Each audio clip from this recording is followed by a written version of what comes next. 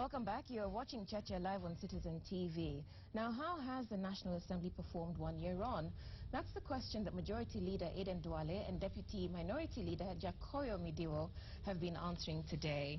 And just before the break, there was a very, in David's words, honest admission from both of you that Parliament had failed Kenyans on, on security. But there are other areas where our viewers believe you've failed Kenyans on the legislative agenda. And to sum up the views is that you have focused on narrow and vested interests in legislating as opposed to the national good of the country.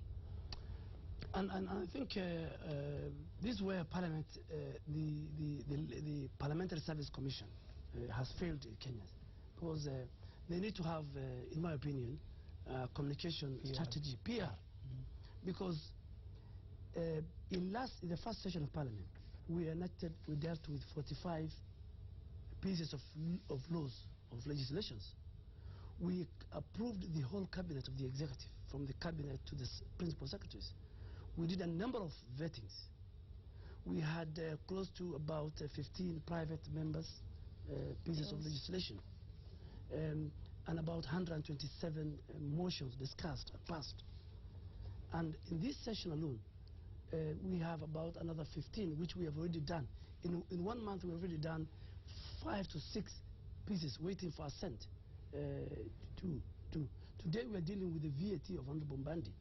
So Kenyans, particularly from the National Assembly, if you look at the bills that are there today, which are coming for first reading, the mining bill, the water bill. For the first time, we have passed an NSSF bill. Might be controversial, but it has never been there. The Ministry of Labour used to bring it. The marriage bill was brought by successive governments. It might be controversial, but we have disposed it of. So, Parliamentary Service Commission, of which both of us we are not members, and we have said it, must have a PR, strategy to tell Kenyans. Communication strategy. Right. To tell Kenyans. This is the output. Secondly, the oversight. We might have the challenges that we have just mentioned.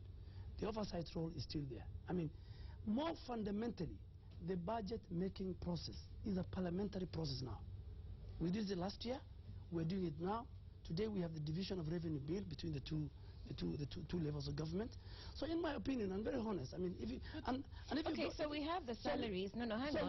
You've talked about. You've given us an outline. Just a minute, so you can respond to it. Just a minute. The salaries, 2 media bills, the VAT bill. The marriage bill, we had somebody considering scrapping the Senate, trimming the number of counties, trimming the numbers of MPs.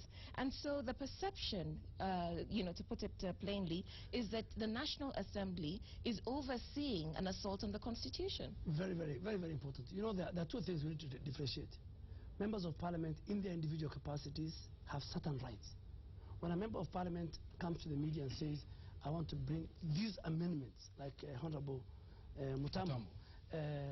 He accuses me, but I one time jokingly said that your bill will disappear. Very unfortunately, I told you your bill will disappear like the Malaysian aircraft. It's a very unfortunate incident. Very unfortunate. But members of Parliament, as we sit here today, they'll address media and say, we will bring those. And that is within their right. We can't stop it. The scrapping of the Senate, Honorable Kangata, I called him and I told him, can you go out and say, this is your bill? Because the Jubilee coalition that you represent will be the first to fight. So when members of Parliament speak out there, of course they represent the entire Parliament. But for us, I think we will only deal with what has been approved, what is on the table, and as you said, even security. We failed because a member of Parliament doesn't need to be told, do this. Our bit is to do the legislation. But Udak, look, in the budget, we have given enough resources for the police for the first time in the history of Kenya. 1,200 vehicles. We have done housing. We're doing insurance. We're buying equipment. So that is where Parliament can go. It's, again, the men and women in charge of those institutions to do their bit. So, David, I cut you off. Okay, we'll come to you. Yeah, I've lost you. Sorry. What is your perception, Mr. Midiwo? No. The citizens have a right to, you can't gag them. They have a right to assess us, to say how bad and how well we are doing. Of course, our people have serious challenges, and you don't expect expect them to be happy over one action by Parliament. I think this is, like I had said earlier, is work in progress. And like my colleague has said, Parliament actually has done, under the circumstances, fairly well. But because of frustration, National Assembly, yeah. and because of frustrations which are inherent in such circumstances, people will always complain. I think they don't complain to destroy. They're just expressing their disappointment with the status. I think then it calls for us to pull up our socks and do better. I wanted to weigh in on the things members of Parliament say out there. For example, when Joe Mutambu says out there that Parliament is bloated, that I think it's for the good of the people. That cannot be for self-aggrandizement. For example, our country, can we really as a country afford a Parliament, Senate, and the lower house of 500 people?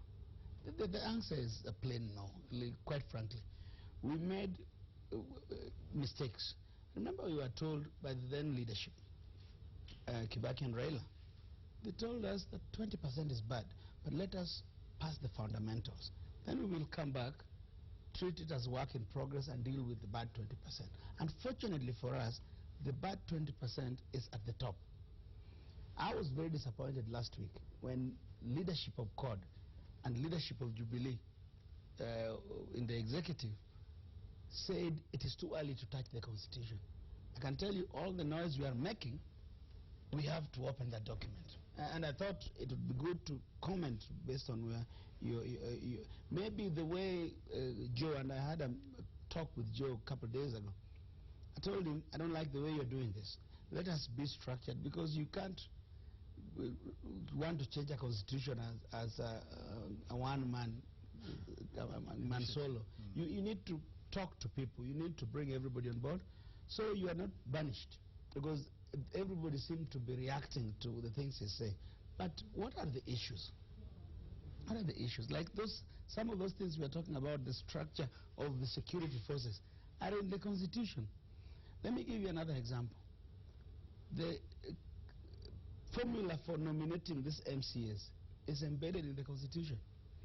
How can a formula be good to us if we can't even explain it? Like in my county, we have 30 elected MCAs, but the law has made us nominate 18. 18 is over 50% of 30. Is this the way we want to run our country? So when you make a mistake, leadership, good leadership calls that you accept you have made a mistake, but we correct it. But to say, because even those fundamental rights in the Constitution require referendum. But there are simple things, housekeeping matters, which we should have actually dealt with. We never dealt with them. There are serious issues. Parliament now is saying, just to comfort our listener or the viewer, we understand the challenge with the health sector, for example. The Parliamentary Health Committee has done a report which we will give priority. We agreed last night, immediately after the talking about the speech of the president, to try to have the national government help the willing counties to deal with the challenge of the health sector, because it is a real challenge. I think Parliament, as far as that's concerned, when my colleague is there, and I'll say it, the Senate, by now, there are a number of issues in devolution, on staffing, on the health. By now, the way we're doing at the National Assembly, the Senate should have brought legislations, either in the form of amendment or full legislation concerning the county governments. Yes. Today, and I'll even challenge, I'm sure if she's watching me, the Minister for Devolution and the Council of Governors, and even the government, that today we have not done, no piece of devolved legislation has gone to cabinet. So why do we cry outside there? Why do we say they're recruiting? what all you need to do is to bring a legislation, amend the County Government Act. But I totally would agree that if there's 20% which is not good, where is the starting point? It's not for a member of parliament in a funeral, in a political rally, to say I'm going to do this. It's for us first to start a national debate, a national dialogue. But that brings together all the leaders of all shades of life. Can I ask something about devolution? We had Ithongo here yesterday.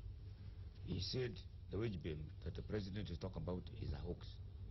We had David D writing articles in the newspapers twice saying that wage bill, the Psalms don't add. That they want to create a situation where they want to kill devolution. What is your take in this matter? If I may take that, because wage bill is a serious matter for me. We should not mix issues. We must deal with corruption. We must deal with wastage differently. But wage bill, and David D is a man I respect. I did economics. When the growth of the wage bill is growing faster than the GDP, than the population growth rate of a country, then it's a serious matter. I mean, we must discuss it. Secondly, you can't talk about dealing with a macroeconomic stability in your country. Among the issues you deal with is your currency stability, is inflation, is wage bill, is debt management. So David D and Gizonga, two people I respect a lot. Let us not mix issues. Wage bill we must deal with, because the wage bill is growing faster than our population growth rate. The wage bill is growing faster than the GDP. It has never happened in any scenario. But let us admit what Honorable Duale is saying. Kenya is the only country in sub-Saharan Africa where the public wage bill is higher than the private sector wage bill. Absolutely. So it is a problem. As to how to deal with it, I disagree with the Jubilee government. To say you want 10% pay cut. In fact, when you see members of parliament come before you and say, I've acceded to them taking 10 or 20% of my pay cut, and then you meet them in the corridors and say, but my pay slip reads 0. So 10% of 0, they are in for a surprise. So we are playing with a serious issue. Now let me just finish. The problem, fundamental problem. Remember, the Constitution has only been in place for 1 year. Why is it a problem now? It is because the conservatives, and that's why the heart of what you're saying, have insisted on us putting the new system on top of the old system. The old system which we should have scrapped. Yeah. You know what we should have done? For example, why is there somebody called a PC, now it's called Regional Commissioner, sitting in office in Nyeri? What is it doing? You understand? This country, and that is not the same argument as to get rid of the DC or the chiefs. We need them. Those ones you need. But these other ones, yes, the double ones, why is there somebody sitting in office in Garissa but not reporting to the governor of Garissa? You understand? There are two double. Too many layers. There's a double layer, both levels, which we must accept. And that layer is the first. If I was the executive, accede for its.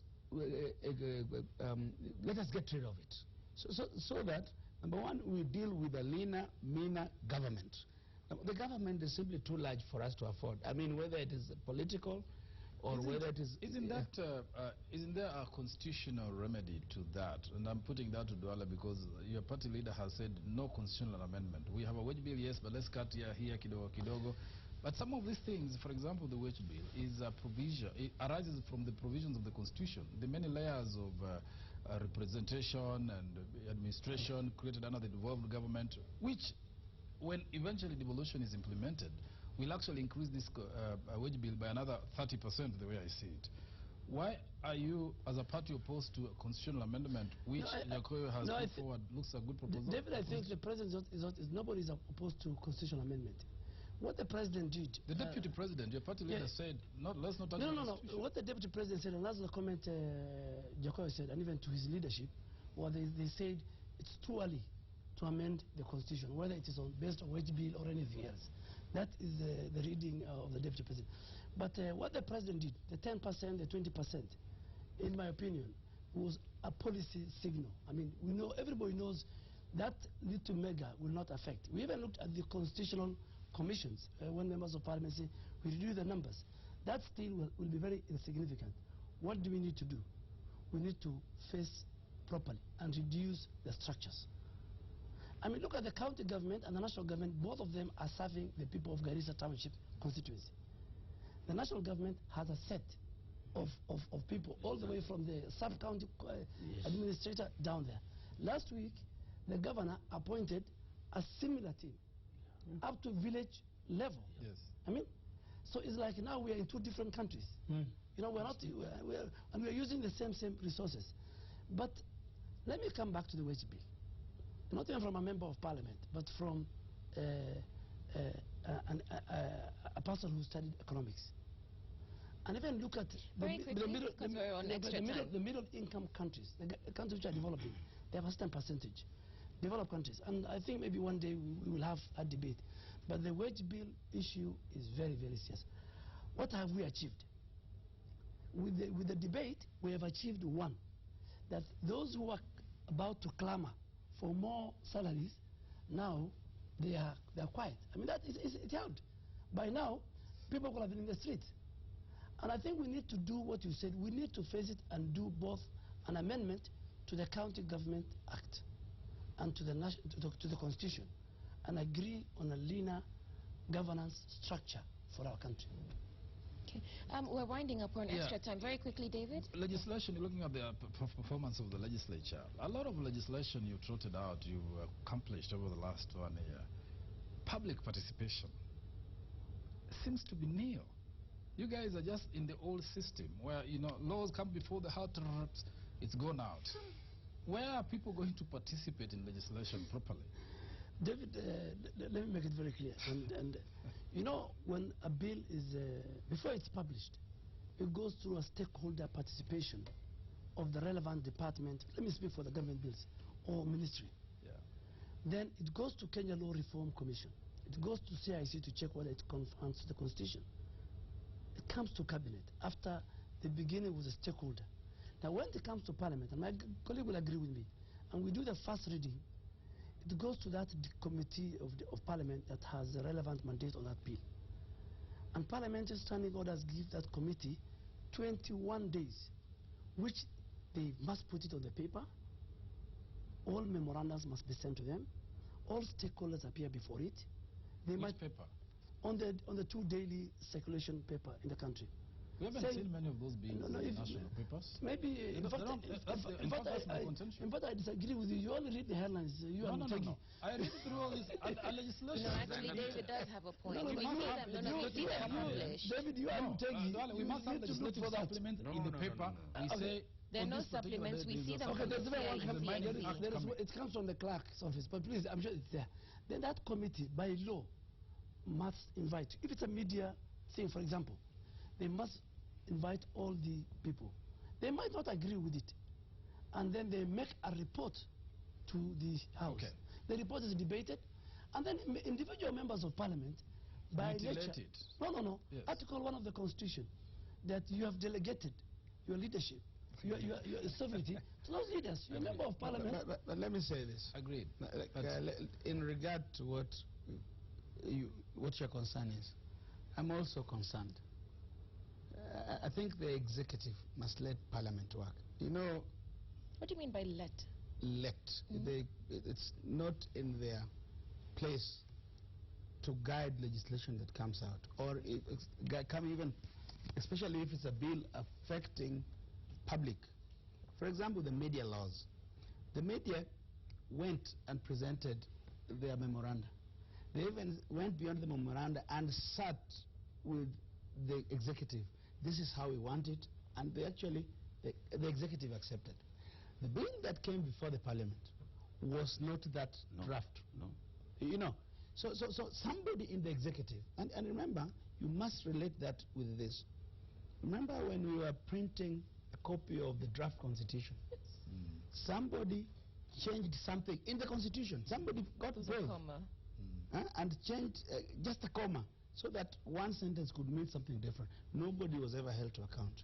Now the president, by his own admission, says that there are challenges in his office of corruption, because that is corruption. Now, but why is somebody sitting somewhere trying to shortchange parliament, or trying to, because by shortchanging parliament you are shortchanging the people of this country. But this media thing, this particular media thing, is a clear show that you want to participate, you want to let people participate publicly in the bills you're making, but that is right. I'm under harassment to end the show. But let me say, go ahead. And then I'll make another serious confession today to the people. Right. If we go his route, then Parliament again has failed Kenyans. If government brings the bill to Parliament, who has the last laugh? It's Parliament. If it's the media bill, even forget about the Jubilee members want to work with the government. He has 12 members. In the three stages... You mean the court members who want to work with the government? Yes, in the three stages, any bill that comes to Parliament, the output of that bill that the President will assent to, the last laugh is with parliamentarians. Yes. So, forget about if even at the government printer.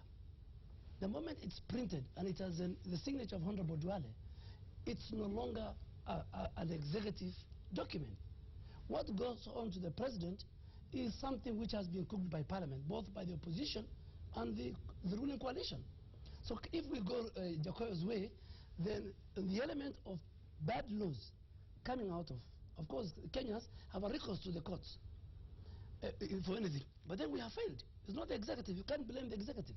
The minister, the attorney general, is no longer... The day the media bill was passing through Parliament, the day the media bill was passing through Parliament, everybody in court said, you're using your numbers against us, and you're passing a bad law. You know, if you're saying... Engineer Gumbo does not belong... Engineer Gumbo does not belong to my coalition. Engineer Gumbo, the member for Ariada, doesn't belong to Jubilee coalition.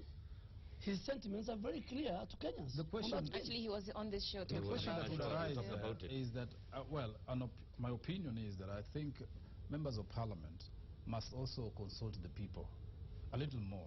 Yes. Because there are occasions when clearly they've acted, in my view, contrary to public opinion and expectation. The attempts, for example, by this current National Assembly to remove themselves from being state officers, absolutely, is against the public. Which I have disagreed with. Absolutely. So I have disagreed with public. You, in my view, as parliamentarians, well, I'll spare No, we're winding up now. A matter that I think concerns me a lot is about the Speaker's performance and the continuing, especially again, anti-public spirit of the Speaker and how the business of the House is being run. Very quickly. What is your perspective? Personally, so that we don't discuss our Speaker outside Parliament, and I've raised so many issues, but I would do it differently. Let me just say that, if I was the Speaker. Okay. I think I have a moral responsibility to judge and score my Speaker. I mean, I've said Kenyans to judge me, but I'll judge. I think another difficult numbers, 349 members, being a chair of two houses, Parliamentary Service Commission, two houses, the challenges of 80 new members, the new system, in my opinion, and I served in last Parliament, the Speaker is, on average, I'll give him 7. 7? Hey. That's very generous. Okay, so I'll come back to our panelists, David and Mutegi, because the guiding question for our discussion today has been, how has the National Assembly performed? And Mr. Midio was generous. He would give them 6 out of 10. Given what we've heard so far, how do you think... okay. I said 7 out of 10. No, that was for the Speaker. No, for the House, 7 out of 10. Okay. Given what we've heard this morning from both I'm hard-pressed to leaders. give them 5 out of 10. You're hard-pressed. Thank you. I'm very disappointed in myself to think that Parliament is the den of corruption. That particular young, educated members of Parliament, absolutely, chairing committees, and being bribed and writing some shoddy reports about serious attack on our institutions. It is very disappointing, because if that is the den of corruption, then where are we heading to? Score? Okay, what's your score? Performance? Out of 10. 5. Thank you. That's okay, good. So we're not very far from each other. Okay, so final words from both of you gentlemen, starting with Mr. Midiwo. Well, like I said, I think Kenya is at crossroads. What my appeal would be to Kenyans at the executive, and the executive would be for us to work together, because I think together we need to be looking for solutions. As a member of the opposition and a leader of the opposition, I think we have a duty to this country, and I think we need to leave this country a better place than it is and than it was when we took over. I think we really have to work together. Even in opposition, I want to appeal to my colleagues, let us not oppose everything. Let us not oppose for the sake of it, but let us bring on board everybody to look for solutions, because I think we can do it. I think Kenya is at the top, at the tip of the mountain. We can fall back, or we can actually cross over to Canaan. I actually honestly believe that. Thank you, sir.